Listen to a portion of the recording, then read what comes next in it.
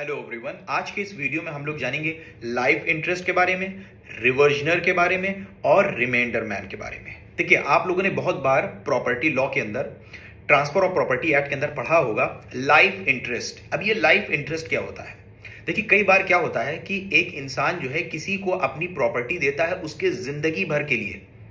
जब कोई एक इंसान किसी दूसरे इंसान को कोई प्रॉपर्टी उसके सिर्फ जिंदगी भर के लिए देता है तो हम लोग ये कहते हैं कि उसने ट्रांसफरी के फेवर में लाइफ इंटरेस्ट क्रिएट करा। जैसे फॉर एग्जांपल ए जो है वो अपनी बीवी के फेवर में ये वसीयत करके जाता है कि वो अपनी बीवी को एक मकान जो है उसके जिंदगी भर के लिए दे रहा है, फिर उसके वाइफ के डेथ के बाद वो प्रॉपर्टी उसके बेटे के पास चली जाएगी।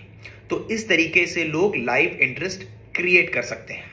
तो ये प्रॉपर्टी लॉ के अंदर आपने ट्रांसफर ऑफ प्रॉपर्टी एक्ट के अंदर भी देखा, उसके अलावा ट्रस्ट एक्ट के अंदर और इंडियन सक्सेशन एक्ट के अंदर लाइफ इंटरेस्ट क्रिएट किया जा सकता है।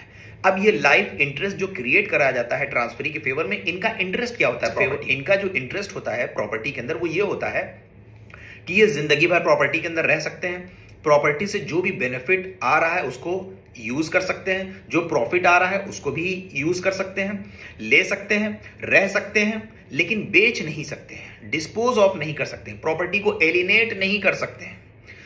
और जब तक वो प्रॉपर्टी में रह रहे हैं, जब तक जिंदा हैं, तब तक वो प्रॉपर्टी में रहेंगे। जैसे ही उनकी डेथ होती है उनका इंटरेस्ट जो प्रॉपर्टी में है वो टर्मिनेट हो जाएगा।